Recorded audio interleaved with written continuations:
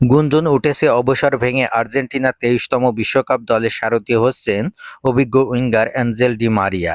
এ ব্যাপারে নাকি Rosario centre তারকারও বেশ আগ্রহ রয়েছে, এমনটাই দাবি অনেকের।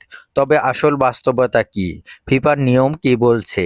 ডি মারিয়া কি সত্যিই বিশ্বকাপ দলে ফিরতে যাচ্ছেন? আগামী ২৮শে মের মধ্যে ২৬ সদস্যের চূড়ান্ত দল ঘোষণা করবে তিনবারের সাবেক বিশ্ব চ্যাম্পিয়নরা।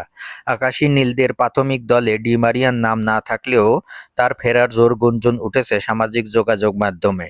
তবে আসল বাস্তবতা হলো, ফিফার নিয়মের মায়ের প্যাচে ৩৯ বছর বয়সী এই তারকার বিশ্বকাপ দলে ফেরাটা অসম্ভব। ফিফার নিয়ম অনুযায়ী বিশ্বকাপে অংশ নিতে যাওয়া প্রতিটি দলকে ৩৫ থেকে ৫৫ সদস্যের একটি প্রাথমিক তালিকা ফিফার কাছে জমা দিতে হয়।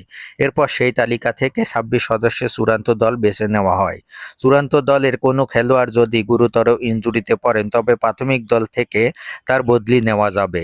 প্রাথমিক দলের বাইরে থেকে বদলি নেওয়ার কোনো সুযোগ নেই। সুতরাং ফিফার নিয়ম অনুযায়ী ডি মারিয়ার ২০২৬ বিশ্বকাপে দলে ঢোকার আর কোনো সুযোগ নেই। ফলে বিশ্বকাপ দলে মারিয়ার ফেরার গুঞ্জনটি সম্পূর্ণ অমূলক।